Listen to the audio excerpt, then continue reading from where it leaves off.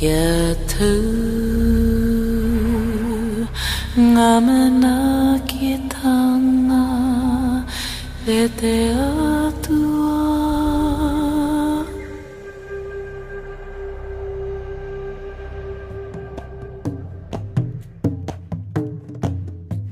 guardians of this land, the Maori, have a rich and powerful culture full of mystique and an oral history that tells of a colourful and ancient past.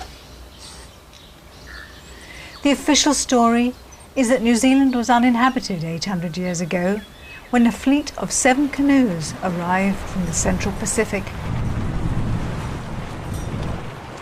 But a strange thing happened when they got to New Zealand. Their culture changed significantly. They built planked houses with decorative facades, used single canoes instead of outriggers, fashioned terraced village sites with amphitheatres, and created complex art forms not seen anywhere else in the Pacific. So what made them change? Was it merely the difference in climate? Or was it that they were influenced by people who were already living here? There are legendary stories of little blonde fairy people living in hobbit-like burrows, and red-haired giants thundering across the landscape. Do these have any factual basis, or are they all just fairy stories? In this documentary, we're going to explore a much deeper history in New Zealand. A history that explains who these blonde and red-haired people were, where they came from, and why they are rarely seen today. The answers to these questions may well surprise you. Let's start with a well-known Kiwi legend about the blonde-haired fairy people of the forest.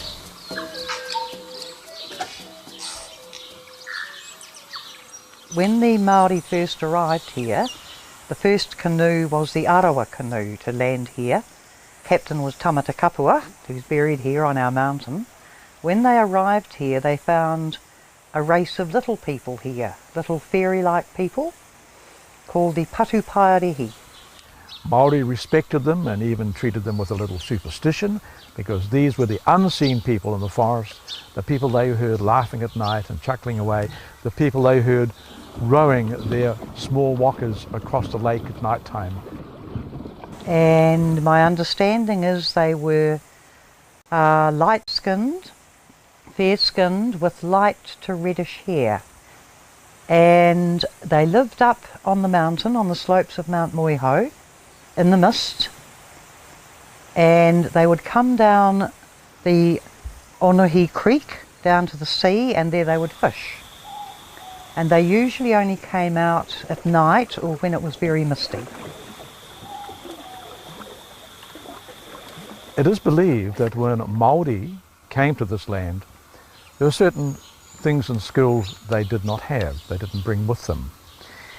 These are things they learnt off the Patupaerehi. Now, the making of the fish nets was something which was a bit sneaky. There was a man, I think his name was Kahununu, and he was on a beach late one night, and he became aware of a number of people fishing in the dark and pulling on what turned out to be a net. He was able to join with these people pulling this net in, and it was full of fish. As it came in, it was getting close to dawn, and suddenly the people, as the first light started to shine, they turned around, saw that there was a person who was not one of them, and also the first light of the sun in the morning is a time where Patupaerehi take off back into the forest away from the sun. So they abandoned their catch, abandoned the fishing net. And this young man looked at it and said, we can use this ourselves. The Patupaerehi also taught Māori the cat's cradle. Also, a Māori flute, the putarino, a very, very simple device carved from wood. And it is believed that the Patupaerehi, the fairy folk of the forest, taught Māori how to make the putarino. And they were a magical people. They would bewitch people, they put a spell on them, particularly women, and they would lure the woman away with this flute music. and they would never be seen again. And even now there's some bushmen who go up and work on the slopes of the mountain, and I've heard they say when it's misty sometimes they can just hear voices, they can hear people talking. Did they exist as a small race of people, or were they indeed a fairy race of people?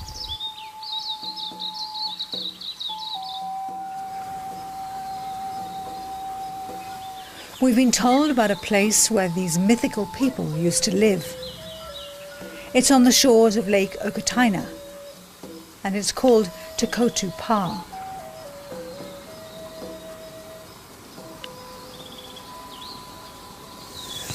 I'll try and get out of here without doing old people noises. I could have easily slept in there, and it's actually a joiner, so maybe it was a double home for the pre-Te Arawa people who would have hidden from their enemies. Archaeologists say that there are storage sheds, but my feeling is this was a village site. There are hundreds along here. There are those that are much larger, probably family size, but not for tall people. As well as the Patuparaiahe, there's another group of fair-skinned people known as the Turahu. What do we know about them?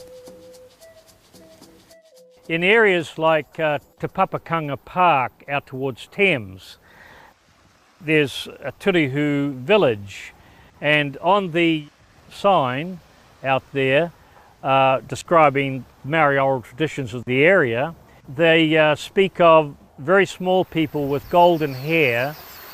They had a beautiful freshwater stream that ran through the village.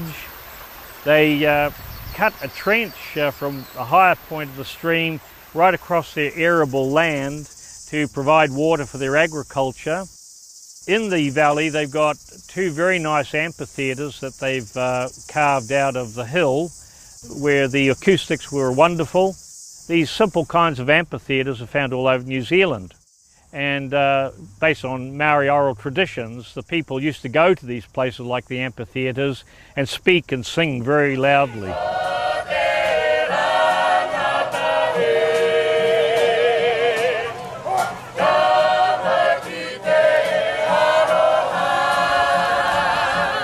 After visiting two archaeological sites associated with the fairy people, Te Papakanga Park and Takotu Pa, we now wonder if there are any historical records about them. There's a guy in our history, his name was Gilbert Mair. He was well respected amongst the Māori people.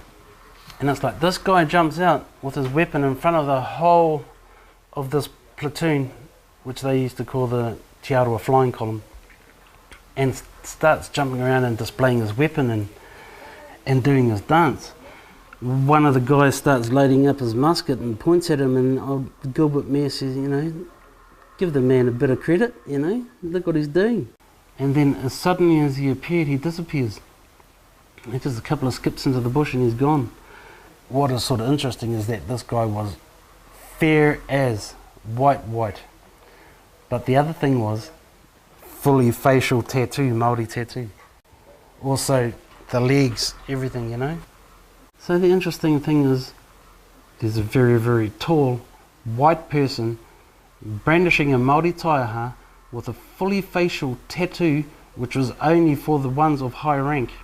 People think everyone got tattoos in the old days. They're wrong. 5 to 10% at the most. You had to be something to deserve, especially a facial tattoo. I was just about to mention old Maggie Papakuta. She was probably, or is the most famous of all our guides. She was basically what you call a puhiariki, which means very chiefly woman. Anyway, she wrote a book called The Old Time Māori, and it's probably the best reference for what went on in the old days anywhere. And it was funny to hear because when I read it, it's like she mentions waka blondes, you know. You get the word blondes because of a family in here that are all fair-skinned and all blonde-haired. She mentions in this book that her best friend was a little girl called Puti Puti, She was fair, she had blonde hair, and there's even a picture of her in this book.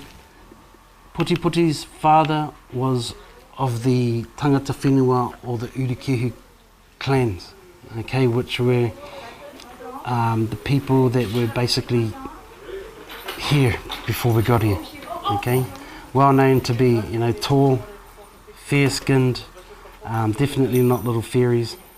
This lady, Putiputi's father, was of that clan. They lived on top of the mountain up the back here, the most sacred of all our mountains in the whole area is Nongataha.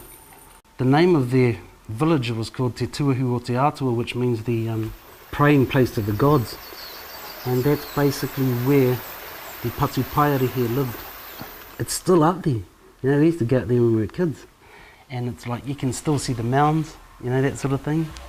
And as for the whānau that are in here, the Tōnahis, they are still around. They're all still blonde. Were these people real or not? They were. We've got a family, you know, who descend from them. Yeah. And I have 3 nieces who were born with red hair as well, but brighter than his. We've got people in New Zealand who were once described as the Waka Blondes. And these are people who have a different lineage than the Polynesian people. And I grew up with many of them. I knew many of them in my formative years, worked with them on work gangs. They were the people with red hair, freckled faces. They were distributed throughout New Zealand, and they were Maori, but they had come through a completely different lineage. And a lot of them actually have very traceable whakapapa that's much, much older than any of the Polynesian Maori whakapapa. And they know where they came from. I know one individual, an old kuia, a very dignified lady, who claims to come out of Persia. And the area that she's talking about, very close to India. And when we did DNA analysis on this lady, it shows a high incidence of her blood group or her DNA in the Persian area, so she's quite correct. But then the second big block, if you like, of people that share her DNA are found in Peru. This is very interesting, as it concurs almost exactly with a Maori legend recorded over 100 years ago by ethnologist Elsden Best when he was living amongst the Tūhoe people. The legend tells us that their ancestors in times long passed away, 165 generations or around 3,500 years ago, migrated from a hot country named India. The cause of this exodus was a disastrous war with the dark-skinned folk in which great numbers were slain. This war was recorded in the Indian epic known as the Mahabharata. The legend continues on to describe their voyages which eventually took them into Polynesia. They crossed the oceans to Tawhiti Roa, a long skinny land believed to be Central America, and then on to Tawhiti Nui, a very large land, South America. And from there they ventured into the scattered isles of the Pacific.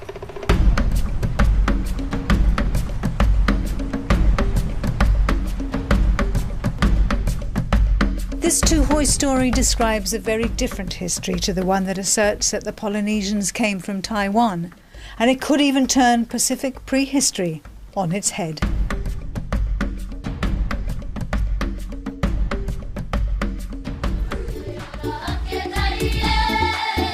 Perhaps it's time we track down the lady that Martin spoke of and got her story firsthand. Gorgeous kids, eh? We've always believed, from the history that was handed down by Piki Te Piki Kōtuku, our great-great-grandfather, that we came from this ancient place outside of Egypt named ancient Persia. Today it is named Iran or Iran, whichever way you want to say it. Well, when I told my family, they were proud when I told them that they came from ancient Persia. Some of them said, "Oh, are we Arabs?" I said, "Well, actually, we'd be described as being Egyptian." Yeah. more than Arabs. There they are. Hello. This is only some of them. I got 64 together. Yeah, that's Expensive grandchildren, Christmas. greats and great-greats. We're quite proud of it. Oh gosh, why Oh, we really are. This is my mum. Her name was Tangi Maria Te Araro Karauti. My mother was the one that gave me the history, and she wanted us to know just who we were and who we are. This is my dad, Hawani James Ham. His mother was a Waratini, and the Waratini are the blue-eyed Ngāti Hotu of Whakatane. This was my husband, Iki Whenua Mātāmua, who passed away in 2007. He is of Tūhoi descent, and they too are of Ngāti Hotu. I have here a photograph of my grandmother and my grandfather, Te Araroa Karauti. And my grandmother was red-headed, and she had the green eyes, and she was a very, very fair lady. This photograph is of Janet. Of my 10 children, she was the only one that really resembled me. And she is the only one of my 10 children that had the green eyes. But apart from that, a lot of my grandchildren do too. We couldn't believe our eyes when we first saw Monica's family. Right in front of us was a living representation of the green-eyed, golden-haired people we've been looking for. They're not just fairy folk of the forest or mythical beings. They are real.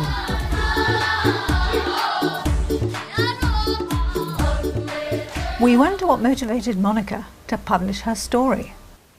Well, in 2006, I was at the hearings, and this witness was saying that we were no more, that Ngāti Hotu had been wiped out, eaten out.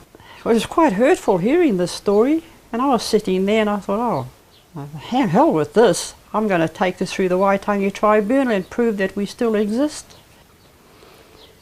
And I gave my history, and the judge at the time, which was Judge Wainwright, she put it on the internet and it went worldwide, and there was a lot of hits came back from everywhere who knew of the people of Ngāti Hotu. And it was seen by the e-local magazine, who took up the story. And from there I did my DNA with the Geographical Society DNA Registrar. And that DNA was sent to America to be analysed. And it proved that we were of Ngāti Hotu, and every bit of the history I gave at the Waitangi tribunals was correct word to word. And my DNA took me, it went to Germany, into Russia, America, among the Inca people. Now, in Peru, there's a cave there. There's painting in the caves that depict the Ngāti Hotu people being chased out and getting into their boats. But to me, from my DNA, we came straight here after leaving Peru, after being driven out. In South America, there is plenty of evidence of native people with golden hair and green eyes. For example, the Oricano, the Paracas redheads, and the Chachapoya blonde-headed cloud people of the Andes. But another place I know they did go to, definitely, was Mexico, because in Mexico they found an ancient old tiki. So the tiki is not a Maori emblem, it belonged to the Ngāti Hotu people. And Mexico is in my DNA. Another thing they brought with them was the thing they put up on the teko of a man doing, with his tongue hanging out and stark naked, Bess, and that's right, it was named Bess. Yeah. Little bit of a joke of man. It is an Egyptian emblem. It's not Maori at all. Monica showed us this wood carving with Bess on it, which was found in a swamp near Kaitaia. What caught our attention was the birdman motif at each end. This is a motif believed to be unique to Easter Island. This island, according to local legend, was discovered by a red-haired Peruvian leader or matua named Hotu Matua. Hotu Matua, who shares Monica's tribal name Hotu, is said to have brought 67 Orongo Orongo tablets from Peru, a record of their history as a nation. These were written in a script almost identical to one in the Middle East that was abandoned after a war that destroyed the Indus civilization 3,500 years ago. The war that forced Monica's ancestors to flee. When Dr. A. Carroll deciphered one of these tablets in 1892, it showed that it contained a record of many wars in Peru prior to Hotumatua's escape to Easter Island.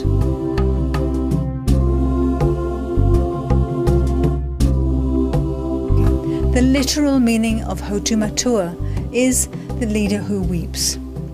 Hardly surprising considering they'd fled the conflict in the Middle East, only to be forced again to escape Peru and then end up on an isolated speck of land in the Pacific. An island that was named Tipito o Tefenua, which literally means the finish of the land. A land upon which over 1,000 statues were carved as monuments to their once great nation.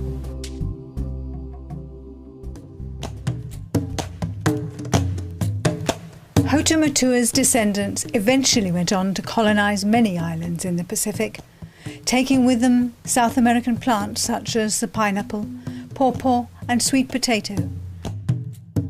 They also took with them the remnants of their Middle Eastern culture. This may help solve many mysteries about the connections between the Middle East, the Americas and the Pacific.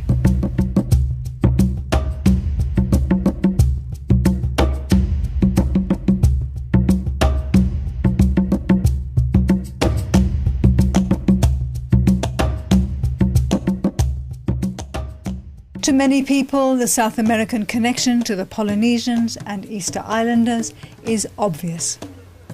Stonework similarities, reed surfboards, kontiki-like carvings, and ceremonial towers known as the tupa in Easter Island, the chulpa in Peru, and the as yet unrecognised stone cairns of New Zealand. However, the Rongo stone in Cornwall Park in Auckland was built in identical fashion to the Orongo village houses in Easter Island and the chulpa of Peru. This is the Rongo stone, and it's come down off one of the Auckland hills.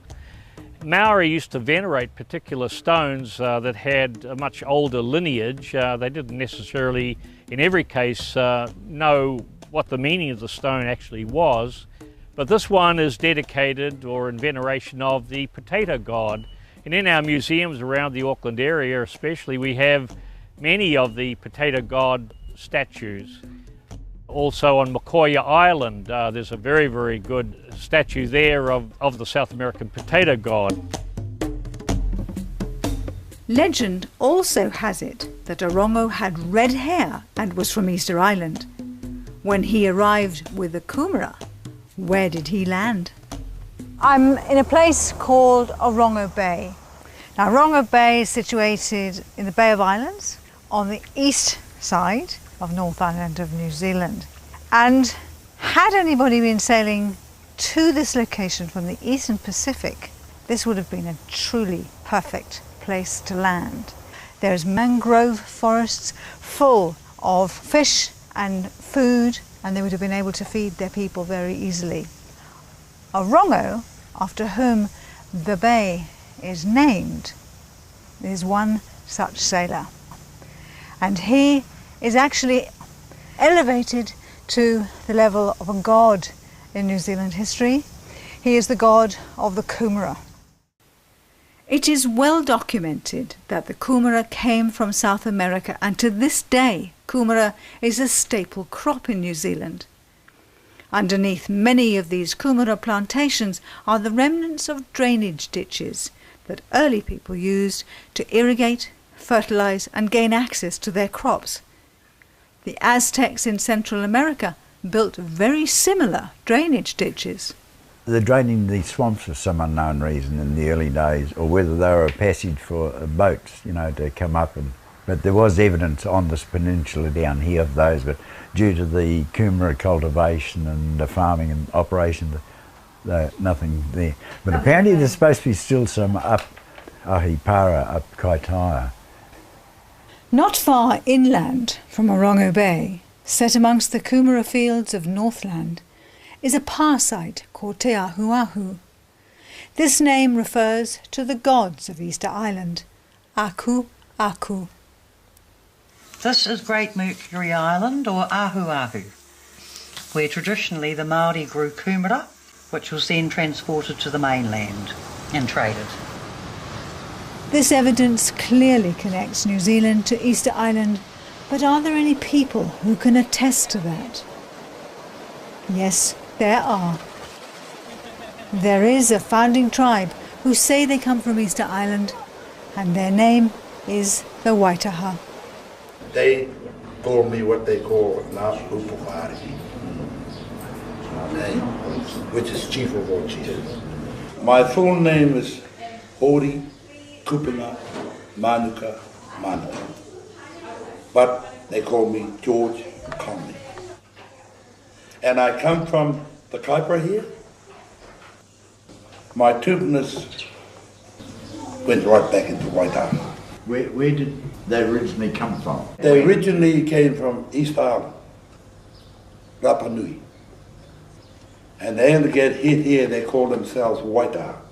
You know what Waitaha means? Beside the water. Up here, Waitaha started up here and went down to the South Island hunting moa. Yeah, some of them did go down the South Island. Well, Waitaha can connect back to me because originally they lived around Taupo. Oh, my grandson, I sent him to Taranaki because there were some people there from Waitaha. Okay. And he met them. And when he met this woman over in Taranaki, he said he was looking at me. There is indeed a strong resemblance between these people.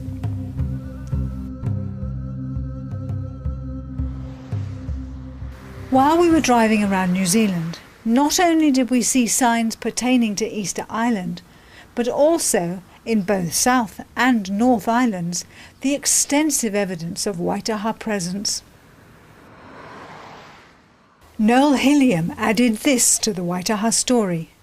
Oh, that's the Waitaha carbon that originally Maxine found. And Why do we think that's the Waitaha carbon? What is it about it that's Waitaha? because it's got a 5-fingered hand, and the style of carving, and also the old Waitaha lady that got hold of me, where the village was, and we go down there and exactly where Maxine found the carving. Barry Brailsford, writer and historian, has studied the oral history of the Waitaha for many years. And when this story began, when the elders called me to tell the story of Waitaha, to bring it out for the first time, they said it's a very multicultural story. It has huge strands that intertwine. And a lot of people won't believe a bit of it. But it's the truth of our lines. So Waitaha travelled here from Easter Island. They sailed here on Great Waka of a crew of 170. Half of them were men, half of them were women, because that's the way Waitaha moved. The other thing that excites me is that in Chile, they recovered the chicken bones from the excavation that was done there. Those bones were from a chicken that is quite unique, and the DNA goes back to Samoa and Tonga, and they lay blue eggs. And when that news came out about what that meant, the New York Times, and I've got the little article that had an article that said, "We now know who the greatest mariners in the world were, the greatest voyagers were the Polynesians."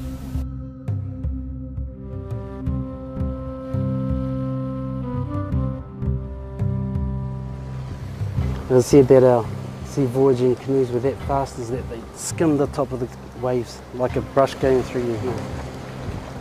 We're the offspring of those who comb the long wavy hair of Kiwa. In ancient times, the ocean was not a barrier. It was used as a highway to far-flung corners of the planet, especially for people wishing to escape war-torn lands.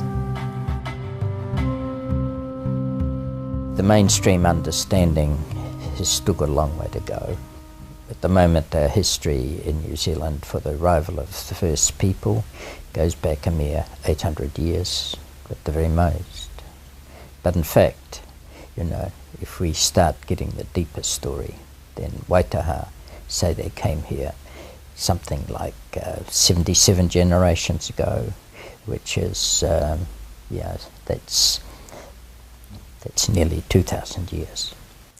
But when they came, they said there were people already here.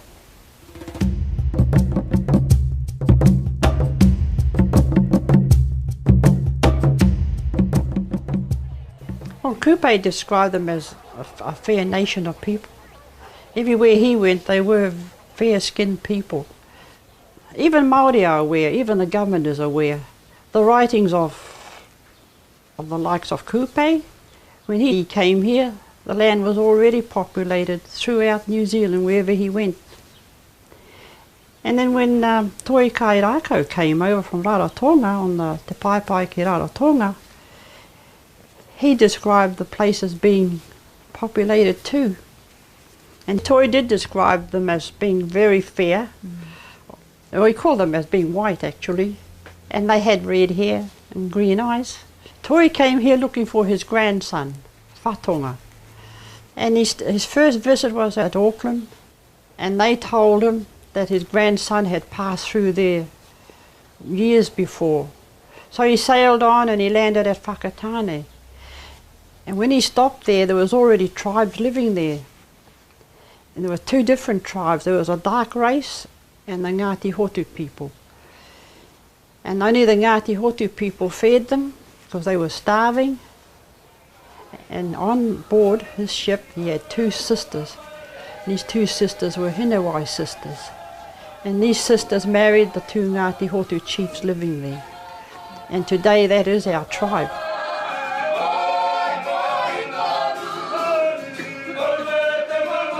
Toi married into the Ngāti Hotu as a way of becoming an accepted member of the community, and this was fairly standard practice. It was called becoming a person of the land, or tangata whenua.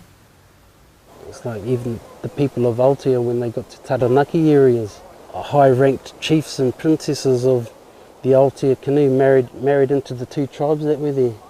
They were known as Kahui Hou and Kahui Maunga, and I think there's two streets down there still named that. This would make you official to the land. If you weren't tangata whenua, then you were like a visitor. You had to check in and check out sort of thing. So it seems that intermarriage between the native redhead population and the newly arrived blackhead Polynesians formed the basis of New Zealand's heritage.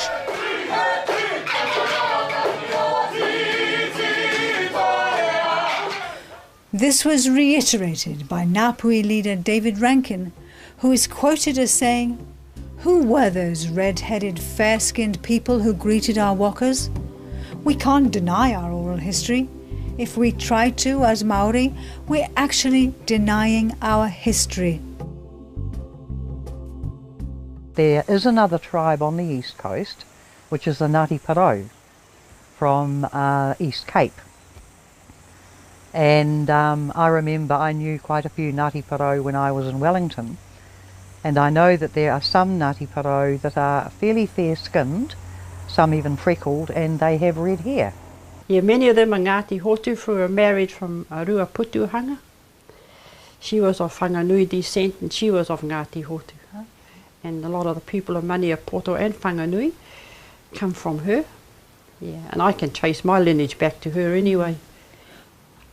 It appears there were many tribes descended from these light-haired people with green eyes, but despite their different genetic makeup, the Waitaha and the Ngāti Hotu have contributed dynamically to Maori culture and have formed the foundation of many tribes today.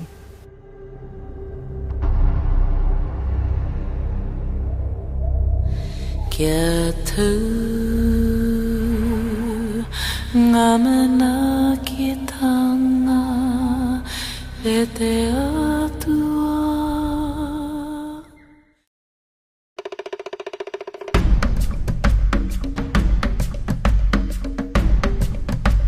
When we observe the Maori population today, there is little evidence of the gold-haired, green-eyed people. So what happened to them? To help us answer this question, let's look at what happened in the Central Pacific. There are legends and documented records of early explorers meeting the red-haired people throughout the Pacific. For example, when Captain Wallis on HMS Dolphin visited Tahiti in 1767, they noticed that over 10% of the population were white-skinned with golden hair, especially on the islands of Huahine and Ra'ietea, a name that originally meant the white-skinned people of Ra. When Captain Cook visited Tahiti 2 years later, the golden-haired people had all but disappeared. He was told that they had become sick and died just after the departure of the HMS Dolphin. Could it be that these white-skinned, golden-haired people were more susceptible to European diseases than the Polynesians? This might indicate that their lack of resistance to European disease means they weren't of European origin despite their appearance. To this day, Samoans, through annual festivals, venerate their red-haired ancestors.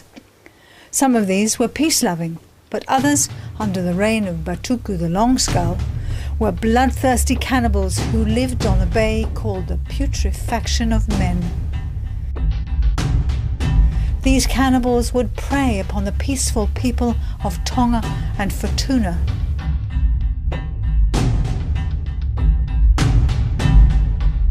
They particularly fancied the firstborn child.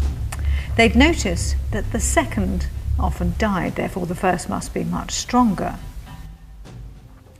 But did they misunderstand what was really happening? It is well known now that the recessive gene is often accompanied by the rhesus-negative blood group, in which second children frequently die. So the red-headed blood group would have been incompatible with the Polynesian chiefs, who were renowned for taking red-haired women for their wives. This would have severely curtailed the number of redheads in the Pacific. Patuku's reign of terror was brought to an end in the 13th century when Polynesian chief Savea rid Samoa of those barbarous fair-skinned savages. Unfortunately, the peace-loving redheads of Easter Island and New Zealand may have been caught up in the aftermath of this war.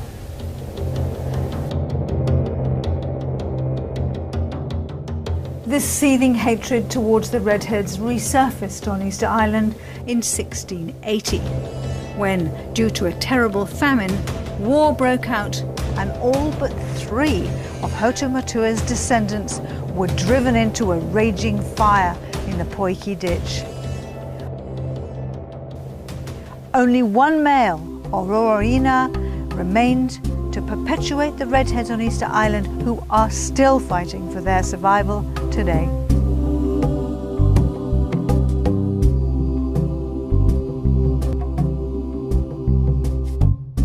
Well, I know the Ngāti Hotu people, they were a peaceful people. They didn't know war and fighting until the Māoris arrived. Waitaha believed to take the life of another was to destroy your own. That's where they began, that was their baseline. But between Taupo and Ruapehu, 3,000 Ngāti Hotu were killed by 2 whareto. And there were 600 killed here in Taumaranui by the Maniapoto people. And that was the last cannibal feast of New Zealand. It was held here at the Cherry Grove, and 600 Ngāti Hotu perished. And after the Battle of Te Porere, over Te Koti, the Crown ordered anyone that was with Te Koti were to be beheaded. So they headed back into the rugged parts of the Taurewa, and they were the last survivors. This picture of my grandmother, Te Oti Mihi Terina, was one of the 5 survivors of the Taurewa forest in the year of 1860.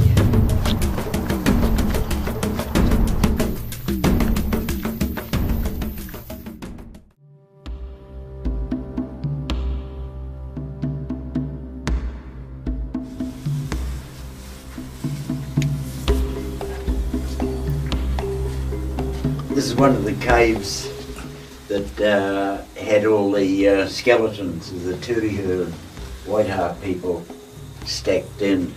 There's skulls and skeletons all around here. In 1861, Robinson's bone mill come up from Onehunga and gathered them all up, paid all the workers threepence a sack to grind up as bone dust fertiliser. And they were all shipped out of Te Kopru here. The Armed Constabulary were there, and they counted these skulls in each sack, and they estimate at least 60,000 skeletons were recovered from just this one region. And fortunately, they didn't get them all. There's a couple of caves with these fellows in. The Turihu, the coffin's about 5 foot long, made out of New Zealand kauri. I was very keen to get DNA and everything done on, you know, who were these people, where'd they come from. And I was at a conference some years ago in Rotorua, and there was a forensic pathologist from England. I was talking to him about them, and he said, oh, I've got a few days after the conference, I'll come up. So he spent 3 days with me. I took him around these various sites, and he examined these. There's just one of the many sites. I took him to about 5 different sites. Small people? Oh yeah, about 4 foot, 4'3". And you know, well, you see the skeletons, he examined them all, measured them, and he took an eye tooth to England. And 18 months later, he says, no, those are ancient Celtic people living in Wales 3,500 years ago. This is where they originated from. This is not the only genetic information that links the fair-skinned Maori to the Celts. Jean Dosset did a study on the redheads of Easter Island and found that their DNA was very close to the Basque and Welsh populations of ancient Europe. 2 more recent genetic studies have confirmed his findings. Not only did they have 16% ancient European ancestry, but they also had 8% Native American DNA. You go back to the islands, you're not going to see the swirling, the intertwining things, you know? Where does this come from? And it's like, man, I could translate that and make it look exactly like a Celtic pattern. You know, so we had to be influenced by peoples or surroundings that were already here. We had at least 3 distinct groups of the Patupaiarehe. Some were very, very tall. They seemed to occupy the whole west coast and areas inland. I think their big skulls have been found over at Otrahonga in the limestone country. Whenever these skeletons are found, they're turned over to iwi and destroyed. Martin went on to tell us about the Raglan Giants, so we're heading there now to see what we can find. When we arrived at Raglan Harbour, we noticed some flat-topped hills that, according to the local Maori, were fashioned by red-haired giants. These people also lived on the coast at the foot of their sacred mountain, Karioi. In a battle with the marauding Tainui, they were driven over the edge at Te Toto Gorge, and their bones littered the base of the cliffs. We were told giant skulls could still be found hidden in the crevices and caves along the Raglan shoreline.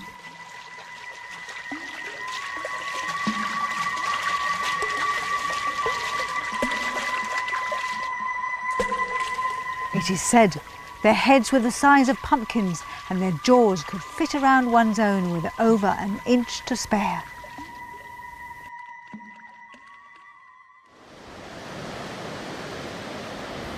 Just north of Raglan is Port Waikato, where similar skeletons have been found.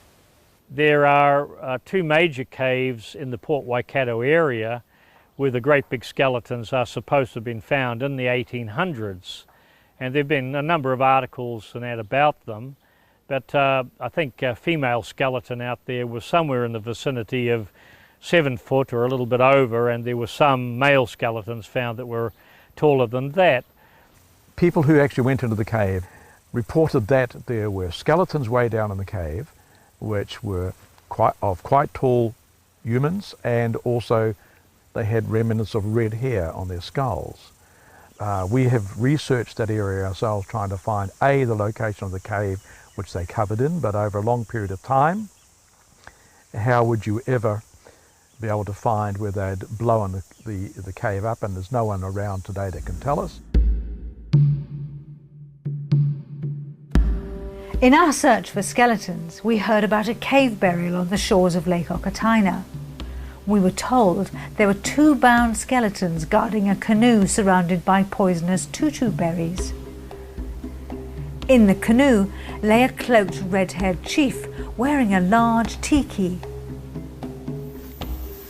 After a painstaking scramble through ancient kawa forest, past giant puriri and karaka trees, we finally found it. Only to discover that almost everything had been destroyed except for a small section of a highly decorated burial canoe.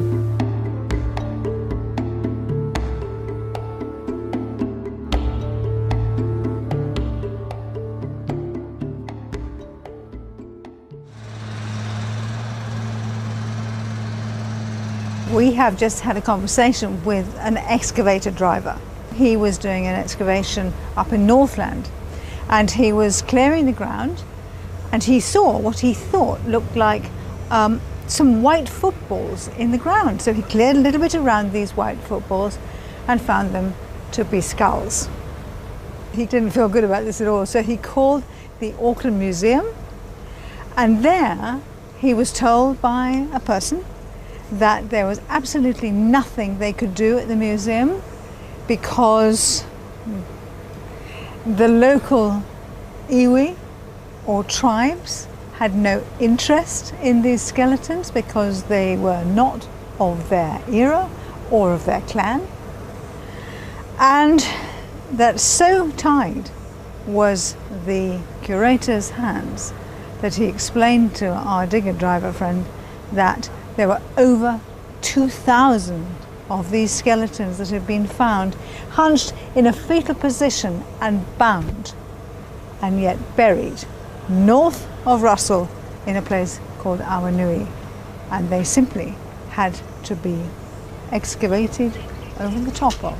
There was nothing they could do. Our question is, good gracious me, what are these skeletons? Who were they? And why were they being destroyed? I mean, for goodness sake, if you touch a skull today, you're up for a huge fine, possibly even a prison sentence. What is going on that it was all right to just continue excavating over the top of these skeletons? This almost seems, well, A, it's hypocritical, but B, it's almost criminal.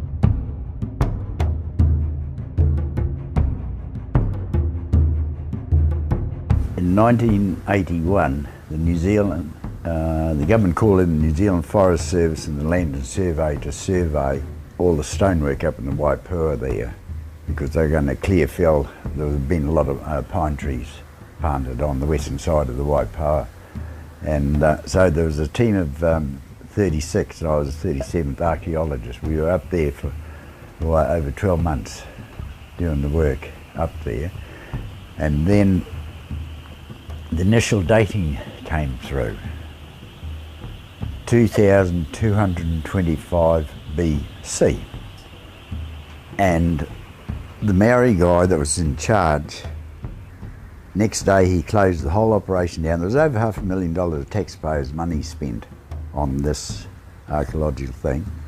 All the findings, mapping, all the work we'd done was deposited in the National Archives in Wellington with a hold on for 75 years. And Gary Cook successfully got some of them released a few years ago, but all the carbon datings, they've all disappeared. Gone.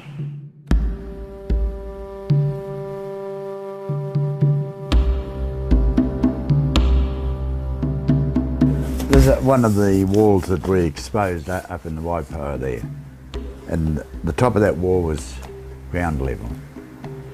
It's been closed down now. Oh, so yeah. You can't go into that forest at all? Oh, you go and you might never come back out. So it looks like going into the Waipoa forest is out of the question. Luckily, there are other places around the country similar to the Waipoa site that can still be seen. The Auckland Airport, Te Papakanga Park, and on a farm in Northland. Here, we were shown around by Vince, a local farmer. When I first came here, some of these piles were round, straight sides, some were square, straight sides, some were oblong. Nearly all dead straight sides, very loosely constructed, as you can see. You can see right through into them, see the small pebble stones inside them. That's how loosely constructed they are. Watch they don't fall down on you, love, because they don't take much to fall down. As you can see, the balls have broken a bit. I've broken them easily, yeah. And when I first saw them, some were dead flat across the top with big stones, and some were piles going up to a cone on the top. The similarity between the chulpa of Peru and what Vince is describing is pretty obvious. But why is this information not public knowledge? Who's hiding what and why? So there's been archaeologists out here looking at these things? In the past, about 35 years ago apparently. And what are they saying? I'm not sure what they've come up with really. We were told that they dug down? That they have unearthed over 70 mounds. There's estimated over 3,000 mounds here. We were told that they'd unearthed over 70 of them. They found no ash, they found no bone, there's no soil, there's been no evidence of roots or anything in them. What they built those fences for, whether they were keeping animals or birds, well, there was no real animals, poultry or something in these confined areas, but we never actually got down because the whole site was closed down. And you can't go in there now? Oh, hell no.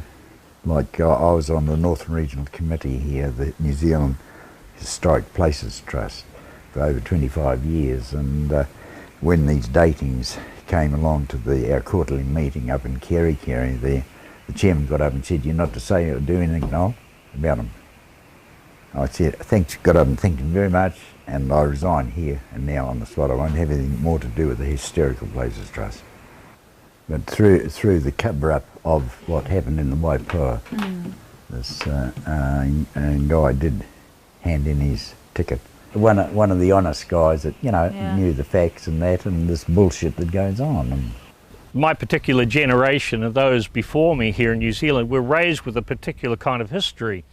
And it's in all of our old history books. Maori, Kamatwas, Tohungas were very open about their history, and they shared it with the colonial anthropologists or archaeologists who came through. And you found that the old people, if they thought you were worth talking to, would take you aside and they'd tell you all the old stories. So we just knew what the history of the country was directly from the Maori kuias and elders themselves. Came back to New Zealand in 1974 and noted that there was sort of an enforced amnesia being put over the people of the country, where we just weren't allowed to know that old history anymore. And it seems we were being led to forget all of that for somebody's political agenda or for political expediency. And I knew it to be false, and I watched as our older history books were taken off the shelves of the libraries and replaced by sort of a new wave of Marxist history books that negated all of that former truth. And mind you, all these books that have been written up of Ngāti Hotu, they all go to the fiction shelf today. We've kept our history to ourselves. We would never have told it. There's no use telling it because no one would believe you. They just think you're a crank and a nut pot. But this is what is going on, you know. Our institutions and the brainwashing is going on. They've rewritten New Zealand's history. From Wellington? Yeah. And that's iwi or? Oh, it's governmental, departmental control. They don't want anything pre-Maori or pre-Tasman to come out. It was easier to sweep us under the carpet.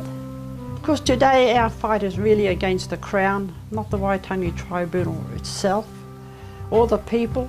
You can't blame the people when they got, you know, when they've got the power behind them. If we could have a Royal Commission inquiry and get the true, you know, academics in New Zealand and the groundwork people, do a complete, all the evidence is there.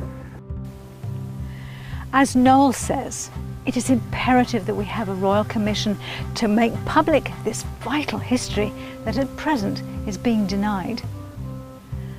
There's no doubt that there were earlier people living here who were either red or golden haired.